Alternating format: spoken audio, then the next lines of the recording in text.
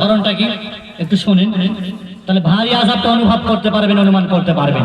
হালকা আযাবটা বলা হয়েছে হাদিসে, নবী আলাইহিস সালাম বলছেন হালকা আযাবটা হচ্ছে তাকে আগুনের জুতো পরানো হবে, যে আগুনের জুতো পরানোর কারণে ইয়াগলি মিনহুমা দিমাগুহু, তার মাথার মগজ ফুটতে থাকবে, তার মাথার মগজ ফুটতে থাকবে। এটা হবে হালকা আযাব। তো ভারী আযাব আর কি হতে পারে প্রিয় ভাই আমার? শুধুমাত্র কিছু সময় কাজে পরিণত করা আর মুখে বলা আর অন্তর থেকে রবের স্বীকৃতি প্রদান না করা, এটাও জাহান্নামে যাওয়ার কারণ হবে। যেমনটি মুনাফিকরা করত। মুনাফিকরা নবী আলাইহিস সালামের দরবারে এসে বলতো, আমরা সাক্ষ্য দিচ্ছি আল্লাহ রাব্বুল ইজ্জত পবিত্র কোরআনে সূরা মুনাফিকুন নামে একটি সূরা নাযিল করেছেন। 28 সূরাতে একটি সূরার নাম হচ্ছে সূরা মুনাফিকুন। আল্লাহ সুবহানাহু ওয়া তাআলা মর্মে তিনি মুনাফিকদের যে মনের ভাবধারা সেটাকে উজাগার করে দিচ্ছেন। إذا جاءك المنافقون قالوا نشهد إنك لرسول الله والله يعلم إنك لرسوله والله يشهد إن المنافقين لكاذبون। মুনাফিকরা নবী আপনার কাছে আসে, তারা বলে যে আমরা সাক্ষ্য দিচ্ছি আপনি আল্লাহর রাসূল। আল্লাহ বলছেন আল্লাহ তো জানেন আপনি আল্লাহর রাসূল, আল্লাহ জানেন যে আপনি আল্লাহর রাসূল। মুনাফিকরা যারা আসছে বলছে এরা মিথ্যুক, ইন্নাল মুনাফিকিনা লাকাযিবুন, এরা মিথ্যুক। এরা মুখে বলে এক কথা, কাজে করে আরেক, অন্তরে থাকে আরেক। এদের প্রকাশ্য এক বিষয় আর বাতিন আরেক বিষয়, প্রকাশ্য আরেক বিষয়। মুনাফিকদের কাজকর্ম এক, প্রকাশ্যে দেখায় এক, আর অন্তরের ভিতরে বাতিনহুমাল কুফর, তাদের অন্তরে কুফর লুকিয়ে আছে।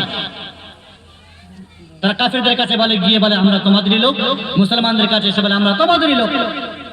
নবী আলাইহিস সালামের কাছে এসে বলছে আপনি আল্লাহর রাসূল, আর কাফের আর মুশরিকদের কাছে গিয়ে তাদের দলে সাপোর্ট করে। মুনাফিকরাও জাহান্নামী। জাহান্নামী তো নয়, বরং এরা জাহান্নামের সর্বনিম্ন স্তরে অবস্থান করবে। এদের চরম শাস্তির কথা আল্লাহ তাআলা পবিত্র কোরআনে ব্যক্ত করেছেন, ইন্নাল মুনাফিকিনা ফি দারকিল আসফালি মিনান নার ওয়া লান তাজিদ লাহুম নাসীরা। মুনাফিকরা জাহান্নামের সর্বনিম্ন স্তরে অবস্থান করবে। প্রিয় ভাই আমার, সম্মানিত মা বোনেরা, তাহলে কথা মনে রাখবেন যে ঈমান মানুষের মুখে স্বীকার করা, অন্তরস্থল থেকে স্বীকার করা আর কাজে পরিণত করা, তিনটি বস্তুর সমষ্টির নাম। তিনটের মধ্যে দুটো আছে, একটা নেই, তো আপনি মুমিন নয়, মুমিনও নয়, মুসলিমও নয়। ইসলাম আর ঈমান এই দুটি শব্দ পবিত্র কোরআনে যখন কোথাও শুধু ইসলাম শব্দ ব্যবহার হয়েছে, তখন ইসলাম থেকে ঈমানের উদ্দেশ্য। কোথাও ঈমান শব্দ শুধু ব্যবহার হয়েছে, তখন ঈমান থেকে ঈমান আর ইসলাম দুটোই উদ্দেশ্য। আর যখন আলাদা আলাদা করে মানে পাশাপাশি ইসলামের আলোচনা হলো, ঈমানের আলোচনা হলো, তখন ইসলাম মানে ইসলামের মৌলিক 5টি রুকুন আর ঈমানের 6টি রুকুন আছে। আল্লাহর উপরে আল্লাহকে স্বীকার করা, ফেরেশতাগণকে স্বীকার করা, নবী রাসূলকে স্বীকার করা, আসমানি গ্রন্থগুলোকে স্বীকার করা, বিশ্বাস করা, তাকদীরে ভালো এবং মন্দকে বিশ্বাস করা, আর আখিরাতকে বিশ্বাস করা। এই 6টি বিষয় যেটি ঈমানের আরকান, সেগুলি গুরুত্বপূর্ণ বিষয়, সেগুলিকে মনে রাখা। মা বোনদেরকে বলবো বিশেষ করে ইবাদতের নামে নবী রাসূলের তরিকার পদ্ধতি ছাড়া ইসলাম ও ঈমান বহির্ভূত কোনো বিষয় যেন না হয়।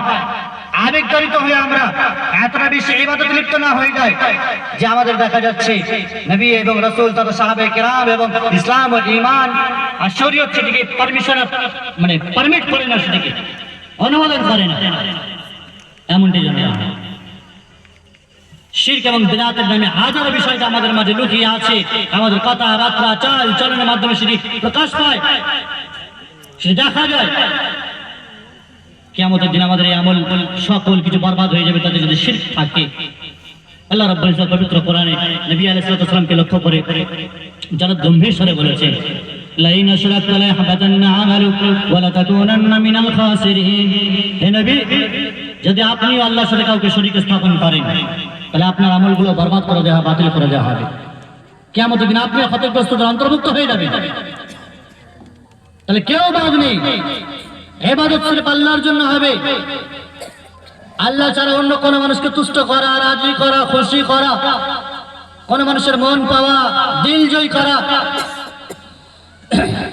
এগুলি সব আল্লাহর ইবাদত বহির্ভূত আমল হয়ে দাঁড়াবে। শিরকের পর্যায়ভুক্ত হবে, যে সকল প্রকার নেক আমলগুলো আপনার মানে বিক্ষিপ্ত ধূলিকণায় পরিণত করবেন আল্লাহ তাআলা।